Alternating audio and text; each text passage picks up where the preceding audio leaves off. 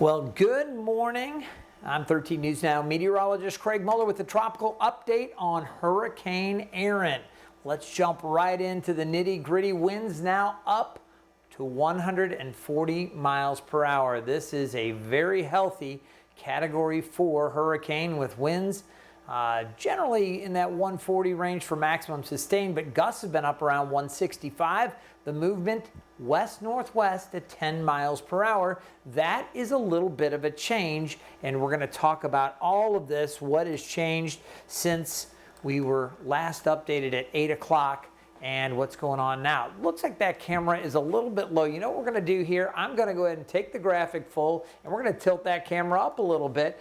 Basically, what we're looking at here, the headlines, Erin is a little bit better organized and a bit stronger this morning than it was 24 hours ago. We did have a period where it kind of lost just a little bit of its organization, and basically, it kind of went through an eye wall, kind of just a replacement cycle. And this morning it came out and it was really humming. So now it's better organized and a little bit stronger, as I mentioned, up to a Category 4 hurricane. It remains on track, so still no U.S. landfall. But as we're going to show you here with our coverage of Erin and the very latest on it, that doesn't mean that we're not going to be impacted. We will. There will be indirect impacts for the U.S. along the East Coast and Bermuda, and some of those will be significant. And we'll talk about that. The other thing, there is a new tropical wave that is seeing increasing chances of development on the heels of Erin. So there's a lot to go over. Thanks so much for joining us here on 13 News Now Plus and on YouTube. A lot of folks in. We're going to talk and answer some of your questions here in just a moment. Let's talk about the track of this and how things are looking right now. So the very latest on Erin and the track, you can see the 11 o'clock update just in, and they do those track updates every 6 hours. So the last one was at 5 a.m. This is a brand new 11 a.m. update with a new forecast track, and as it jogs forward, it's expected to maintain its Category 4 status through the next, 12 to 16 hours or so, eventually weakening a bit as we get into late Tuesday and Wednesday back to a Category 3. And then it makes that turn off to the north and the northeast and recurves as a Cat 2 system early Thursday, getting farther and farther away from the East Coast. And it races off at that point. It will accelerate off to the northeast and into the North Atlantic, eventually weakening over cooler water. So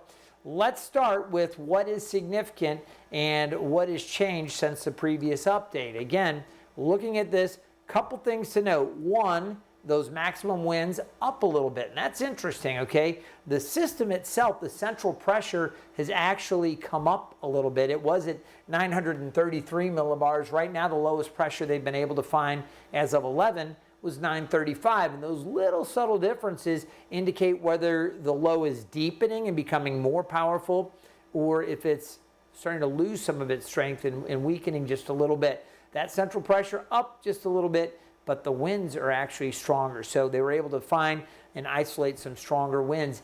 Hurricane hunters are investigating it, continuing to send back that very important information. It all feeds into models, and really the models are coming into agreement.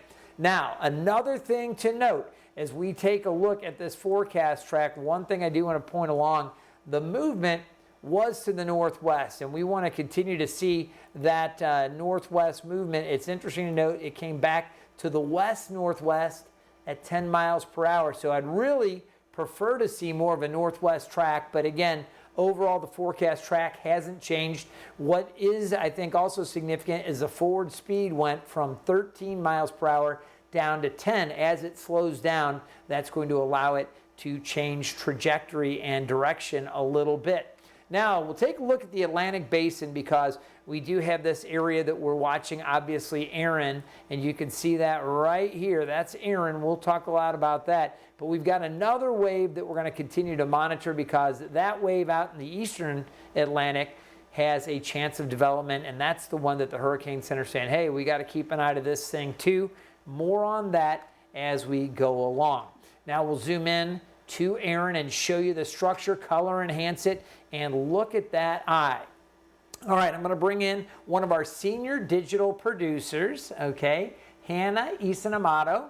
And again, Hannah, I'm going to thank you for joining me here. I know you've been talking to some folks on YouTube and interacting with some folks sending in questions to the station. I want you to go ahead and you can interrupt me with questions, or we'll talk about this as we go along. You see the structure here, Hannah, and you'll notice how it really looks like a completed kind of a donut again. At times, there was some drier air working in, but that's a sign it's getting stronger. Right, and I think a lot of people are looking at these tracks. They're saying, okay, it's curving west a little bit more. Maybe they can take a deep breath. But for the people on the Outer Banks, they are watching this like a hawk especially. So as it shifts more west, we have a question from Miss Sarah Boots on Facebook. She said, as it shifts more west, what are the impacts for Virginia Beach? All right, so great question. And as we take a look, let's go ahead and get back into this. The closer to the coast it gets, the more likely that we're going to deal with some higher wind gusts, okay? And we'll talk about the wind field. We're also looking at a lot of wave action. As we take a little closer look at the structure, it's going to go through these eye wall replacement cycles where, you know, it starts to have a very clearly well-defined eye, and then it starts to get a little raggedy. You can see it looks like the eye is maybe a little bit expanded right there. It's not looking as impressive. As I was measuring this out earlier, I'm going to go ahead and show you what we're looking at here. And again, this is just kind of a rough estimation. Earlier we had an eye wall width of about 35 miles. Now you can see it's expanded out about 56 miles in that direction, and about the same, maybe a little bit within a mile or two that way. So still, it's a closed circulation. It's very clearly defined, but that eye wall has expanded out a little bit, and it doesn't look quite as impressive as it was earlier. How does this impact things? Well, we're going to continue to watch it as it moves along. Earlier, I also wanted to show how wide that deep convection was. It was at one point about 225 miles in its diameter across the area shaded in gray with that deep convection. Now you're looking at, just to contrast that, we're probably looking more on the order of, we'll go this way, long ways, about 180 miles that way, and obviously these clouds in this way now about 160. So it's not as much deep convection across compared to what we were looking at earlier around 830 or so. It's actually lost a little bit of that. So significant to note. Let me give you a quick heads up on the tropical alerts. Tropical storm warnings are now up for the Turks and Caicos, all right, Abraham's Bay. You can see Crooked Island, the Inagua Islands, and then the central parts of the Bahamas, some of the eastern Bahamas are also under tropical storm watch. So that's what's going on. Now, Hannah, as it continues to move off to the north, it's going to encounter some warmer water. Let me show you that real quick. This water here, shaded in kind of this magenta color, this is very warm. Water on the order of maybe 85, 86 degrees. That is super warm. That's a lot of energy. You can see how warm the Gulf is as well. So these waters here really fueling the development. As it comes along, it's going to start encountering a little bit, probably a little more wind shear, but with that warm water, it kind of offsets the two. So that's why the official forecast is calling for that maintaining of strength for a little bit and then gradual weakening.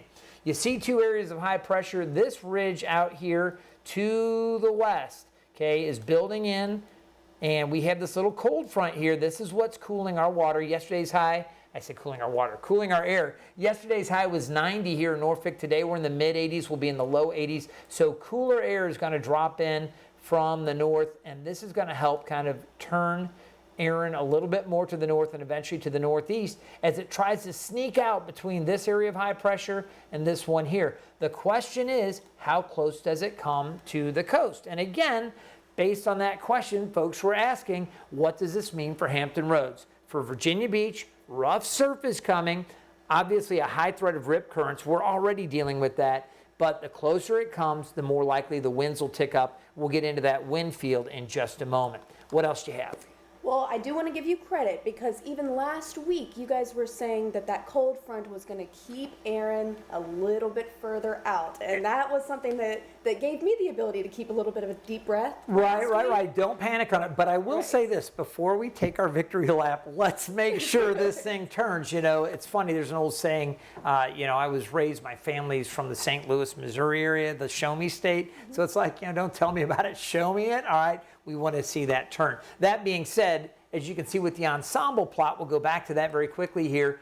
All of those ensembles show that same trend, that it's going to come north and then turn off. Now, a few of these ensembles are just outside of that forecast cone. So again, it's possible this could shift a little farther. You see some of these outliers on this side, and here's Hatteras right there, obviously Hampton Roads. So it could come a little bit farther, but overwhelmingly most of those ensembles are putting it within that forecast cone. And it's important to note that you've got three models, the GFS, the Euro, and the Canadian. They do a bunch of little changes, subtle changes to the variables, like at initialization. They say, now what's it going to do? Now what's it going to do? That gives us all of these plots that we put up there. Now, and I have a question. For storms like these, for your category 4, especially in this day and age when, you know, things are moving rapidly, how rare is it for all of those models to at least be in that much of in sync a little bit? So that's a great question, all right? Typically what you have with systems that there's a lot of question, you know, you go out and say, okay, is this front going to come in? Is that ridge going to block? There's models handle, as I'm trying to spill my drink there, models handle all of that differently, so you can have a wide spread if there's a lot of uncertainty. In this case, they're packing together, and as a forecaster, you're happy to see those models coming into alignment. When it looks like a fireworks where it goes up and then it just explodes in different directions, that's when you're like, look, we're confident out 2-3 days. We don't know what's going to happen. That's when we go, if this, then that, if that, then this. In this case, everything is pretty much agreeing for that. Now we have to determine how far west that track is going to be, and then what does that mean for our area. And I want to show you, take a look at this. I think this is really fascinating. All right, that's the spaghetti plot. That's a number of different hurricane models, not just the 3 that I talked about with the ensemble plot. That's a whole bunch of different ones. They all agree. Now take a look at this. This is the history of the hurricane tracks. So as we jump forward here, you can see those were the original, those black lines, those were the previous forecast tracks. Look at how Erin continues to work to the west of those previous tracks. All right? Yeah, it kept going. For a while, it was starting to turn north, and I'll go ahead and put the telestrator on here just so you can see what I'm talking about. You know, for a while, it was making that turn, and then as we went through the weekend, it kind of started working farther west. Now, you see where it is located now, and the current track goes up, still calls for that, and we still anticipate that turn.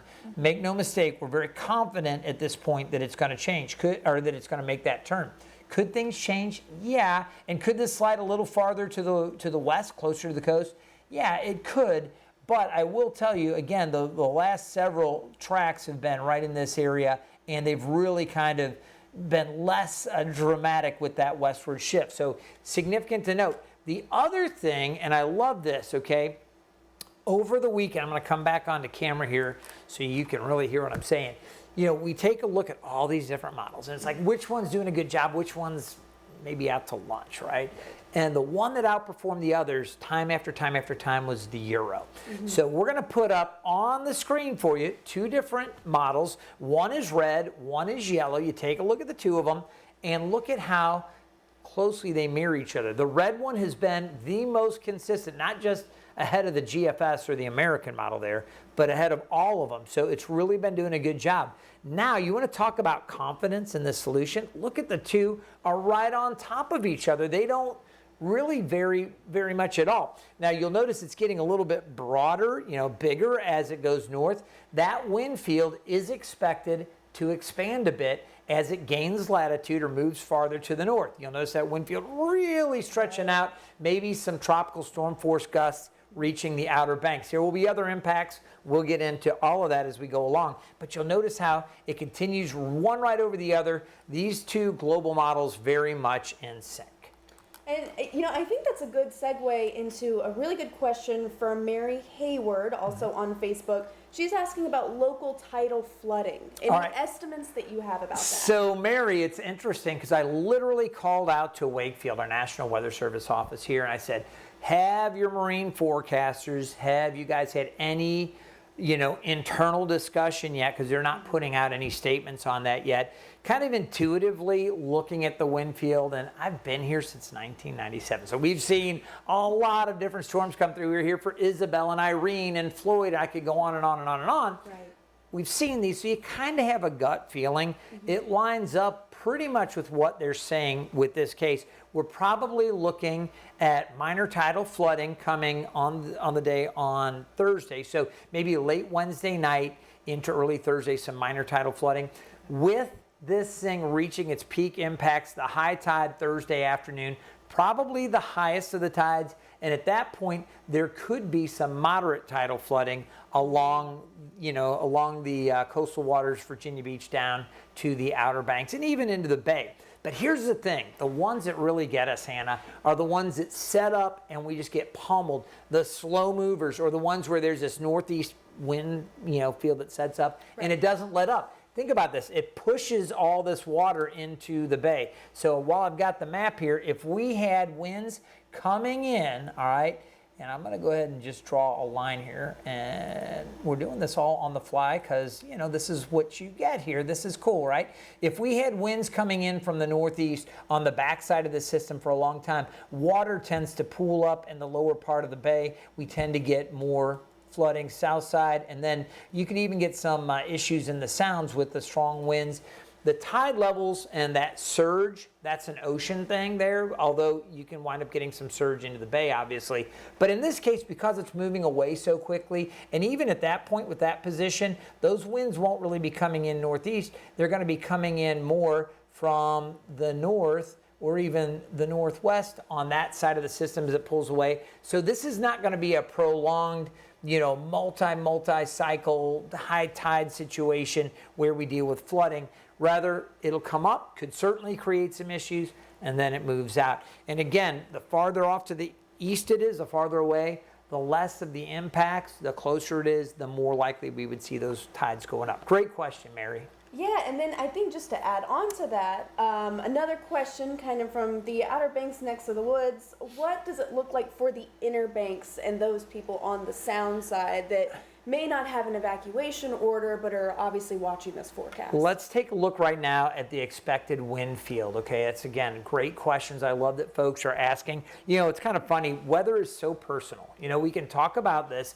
and certainly your heart can go out to other areas that are heavily impacted. But the bottom line, people want to know what's happening at my house and what's happening where I work or where my family is. Absolutely. So when we take a look here, this is the official wind forecast from the Hurricane Center. The areas shaded in yellow, those are tropical storm force winds potentially reaching southern Outer Banks here, you can see, and this is early Thursday morning.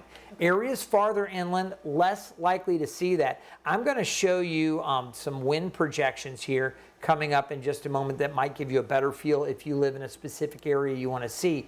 But you see how the stronger tropical storm force winds, 55 plus, and hurricane force winds are much farther off to the east and offshore and really passing between Bermuda and Hatteras. So this is about as good a path as this can take for a system this large if you want to spare Bermuda and mostly spare the United States as well. Now, as we take a look at this is the wind field forecast, and that's from the European model, which what did we just say about the Euro? It's been doing really good, right? So I put more weight in the European model here. As we take a look, I'm going to just slowly shuttle this forward. You can see at this point, we are looking at tropical storm force winds along the Outer Banks, even up to Virginia Beach. Some gusts there to 37 miles per hour, very close to the tropical storm threshold. Hatteras would see tropical storm force winds there. As we continue to shuttle forward, you'll notice this is 10 a.m. Thursday. We could see some gusts at that point in Virginia Beach up around 41 miles per hour, maybe 47 at Hatteras. And those strongest winds, the Cat 2, Cat 3 hurricane force winds, again, a good distance off to the east. And keep in mind, again, it's that right front quadrant where you find the most violent winds typically with these systems. So as we go late Thursday into Friday, now we're back into the 20s, crisis averted. Things get a lot better after that. You look at the wind potential, again, this is with the Euro. You see several coastal locations, and as I jog this forward, this is Wednesday afternoon and evening. Now you're looking at winds gusting up close to 31 miles per hour on Nags Head, Elizabeth City, 22, 30 at Kill Devil Hills. As we come into Thursday morning around 1 a.m., starting to see Cedar Island, Hatteras up there close to tropical storm force wind gusts, 45 there by 3 a.m. Now the wind's starting to pick up all the way up through Kill Devil Hills, again, Virginia Beach, and then into the morning there after sunrise, we could see some tropical storm force gusts around Virginia Beach. Eventually things getting better later in the afternoon and again settling down after that. I hope that answers your question. Here's some other cities, just another way to look at it. If you look on the screen right now and you're in the area, you see Melfa, West Point, Matthews, Williamsburg. Pick your town, and then we'll talk about some of these locations all the way down Norfolk, Virginia Beach, Edenton, Elizabeth City, and Hatteras. We're good through Wednesday. You see Tuesday, not a big deal at all. Really, even early Wednesday, we're looking okay. By Wednesday afternoon, you're starting to see more gusts, 20 to 30. And then as we get into Thursday, look what happens. Really ramping up. Yeah, Thursday you see morning. 46 there by Thursday afternoon around Hatteras. Strongest winds there at the coast. And then we got to talk beach erosion and some of those issues as well. Oh, absolutely. And on the topic of beach erosion, Cape Hatteras National Seashore has already released something just saying, hey, beaches are closed. Okay. You know, we're dealing with all these evacuations, and they say the same thing continuing through Thursday. Yeah. So if you want to touch a little bit about that, I mean, they're talking about extreme beach erosion, coastal damage. Obviously, we've seen a lot of the homes down on the Outer Banks going So to the ocean. they've already had some mandatory evacuations. You know, Right. tourists had to get off Hatteras and Ocracoke, and that's unfortunate. You know, people Right. come out here, they want to enjoy and soak up the sun and enjoy our beautiful beaches, all the food, all the great things to do here. Unfortunately, with these conditions, you have to be concerned. I want to show you the wave heights and what the concerns are. So let's go back into this, and you can see as we get into Wednesday, those bigger waves, we're talking 10, 15, 20 footers, some of those bigger waves down south and to the southeast, still not reaching us at this point Wednesday afternoon, but clearly you see a lot of wave action. And as you get closer to the center of this thing, down here you're talking 35, 40-foot waves in some cases. Now that is far offshore. Again, you take a look at the distance from Hatteras here, that's, you know, what is it, 300 miles or so. It's funny, the arrow gets covered up by part of the plot, but trust me, as I'm putting this out here, you're talking 300 miles down to the south, far away. But as we go along, we're going to see those waves spreading a little closer. And I think eventually we're looking at potential like 8 to 10, maybe 8 to 12 for parts of Virginia Beach, south through the Outer Banks, northern Outer Banks. Southern Outer Banks may be closer, 10 to 15 foot waves.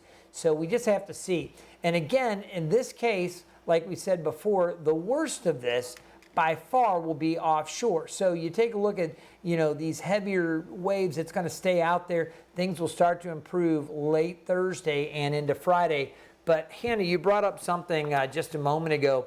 The rip current threat right now, okay, based on how the winds are out there, we only have 2 to 3 foot waves. But we've got a high threat of rip currents now because of the fetch and some of the waves that are going on. As Erin gets closer, that threat is going to elevate.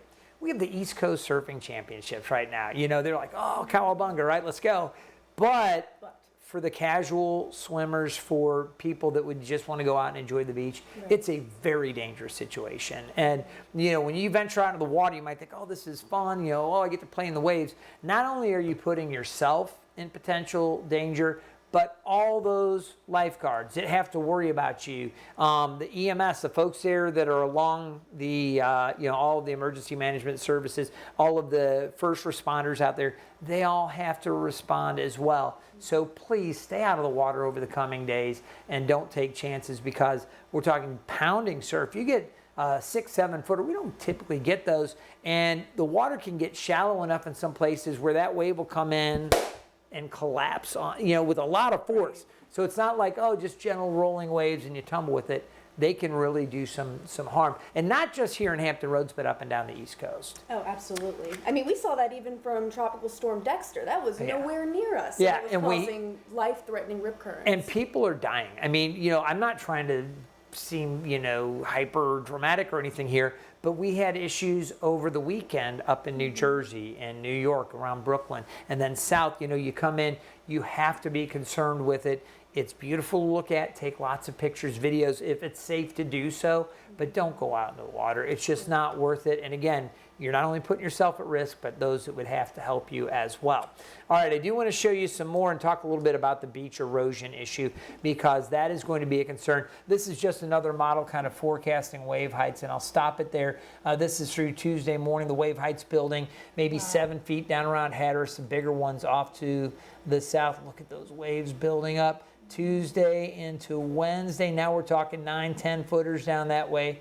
Look at that. I'm going to back it up because I want to really show you that. Again, the monster waves still well offshore, but it's certainly possible 10 to 15 or so. And as the models are projecting, maybe even a foot or two higher than that, Hatteras down to Kill Level Hills, some huge waves, even at Kitty Hawk around 12 or so. And as we look ahead, then things will improve going into late Thursday. So that real main thrust with the wave activity expected to build Wednesday night into Thursday. The worst of it coming Thursday, and then improvements as we look ahead to Friday.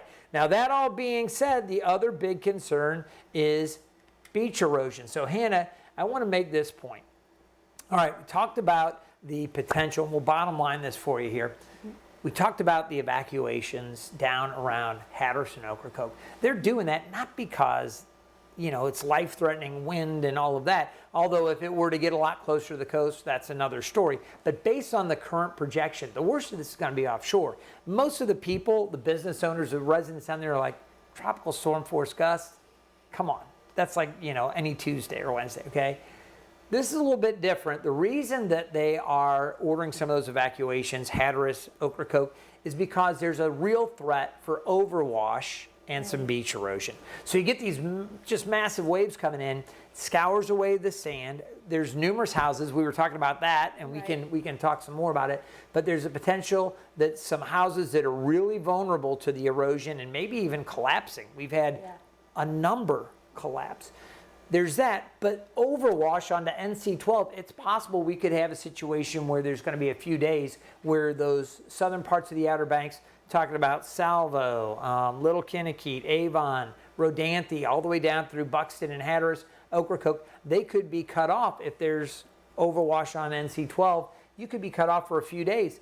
That's fine for some people that are really built and ready to hunker down and do it. But 2 to 3 days for casual folks that maybe were visiting, what are you going to do with them? Plus, you're cut off sometimes from emergency services and other things. So that's why they're ordering the evacuation. Listen to your local emergency managers. Absolutely. And we actually have one commenter that says that they are set to go to the Outer Banks on Saturday.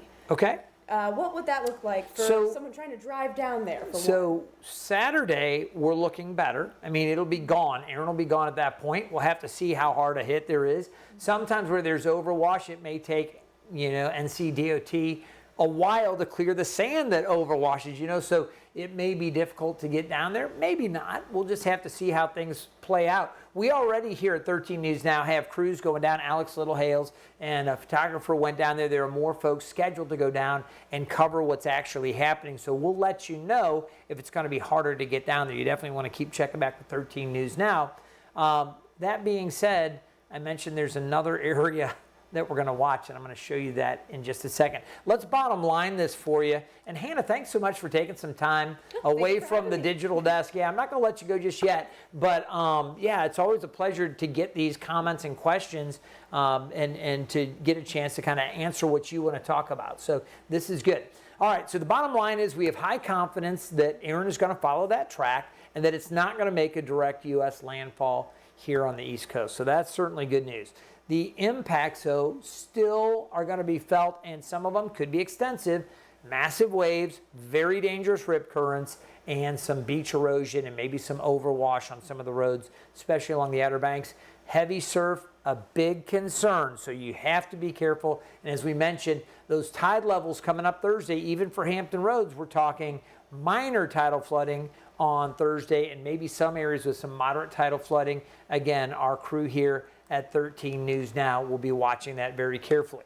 Now, got to talk about the next thing. Do we have, you're good to talk about this? No, I want to know. Let's take a look. Yeah, I wish this was not even a thing because Erin is going to consume so much bandwidth just talking about what this thing does. You see that X out there over the eastern part of the Atlantic, not too far from Cabo Verde and the Cape Verde Islands. We look at that and we're like, okay, it's coming into an area that is going to be more conducive to development. We saw what happened with Erin when it got into a similar location. It ramped up. We had some of the most rapid intensification that we have seen, going from, you know, this weaker system to a Cat 5 in 24 hours. It was just like, boom, there it is, okay? So that's an area that's really prone for some development. Now, Erin is churning things up, but if you get a chance, watch Hurricane Hub Live with Tim Pandages. 8 o'clock, he does it every weekday night. He does an amazing job, pulls in all kinds of information. One of the things he was mentioning, that area where the sea surface temperature is so warm, it's not just like the little skin of the sea surface, you know, a shallow layer. It's a pretty deep, warm layer, all right? So even what Erin is spinning and churning up, it's pulling up more warm water. It's not like it's pulling up really cold water. That's still going to be an area primed for development. So look at this, and then we're going to show you the next outlook here with the American model, the GFS. And I show you this as opposed to the Euro because Euro doesn't go out far enough to show it. And one more thing before I play this forward, okay? I want you to hear me, and I want you to really hear this, okay? What I'm going to show you can and most likely will change, all right? In the past 2 days, I've seen this same model I'm about to show you look like something was headed for like Houston or Louisiana. Okay. Then it was headed to Florida and was going to come up the coast. Now it's following a little different path. So here we go. Okay, keep in mind it's way out there and things could change. But as we go forward here, you notice that's Erin. Okay, you see Erin going by and making its run. This next little blob down here around San Juan creeping in to the lower right part of the screen, that would be our next system. The next name on the list is Fernand. So we'll see if that becomes Fernand, the male name after Erin. Here we go. You can see, okay, now it's starting to spin up a little bit more near the Bahamas. Still not looking crazy impressive, but tightening up, following a very similar path to Erin. So that's next Wednesday. You just had that viewer send in a question about what about, you know, the following week, and that's Wednesday at 11 a.m. Depending on what happens with the next system, it's one of those things where we could have yet another one that comes up. So you go down to the Outer Banks and you're like, here we go again, another chance. By no means is it a guarantee. I mean, it could dissipate, it could recurve early, it could do any number of things. But just know that we're going to be watching that. And my advice, you know, stay tuned over the coming days, because as soon as Erin moves out, we'll of course keep you updated on this, but that'll become the next focus. Absolutely. So what do you think? A lot to talk about? A lot to talk about, a lot to keep up with. Of course, on 13newsnow.com, we've got live updates as far as traffic impacts, what's going on with evacuations. You know, we've got a lot of people in our area that are being impacted by this today. So we're just trying to make sure that the most updated information is there. You obviously keep us straight on the forecast side of things, and we appreciate that. Their group that they have at our digital team here in the newsroom works tirelessly. You guys are going. It's a great group. Before I let you go, we're going to wrap this up. What are the things that are trending right now? Is there anything, I mean, obviously a lot of folks interested in the path of this. Is there any one thing that folks appear to be most concerned with that you're getting any traffic on? I think all eyes are on Hatteras Island. Yeah. What are the impacts going to be there, both for people traveling, but the people who live there as well? That's a national interest, a local interest. We're going to be tuned into the forecast. And down there around Rodanthe and areas down to the south, I know there were a number of properties that were vulnerable, as we mentioned, to the beach erosion. That's a big concern. There's some other things that, you know, when you think about this every time, and it does not just the hurricanes, but when there's a prolonged northeast wind, we get some rough tides coming in for different reasons.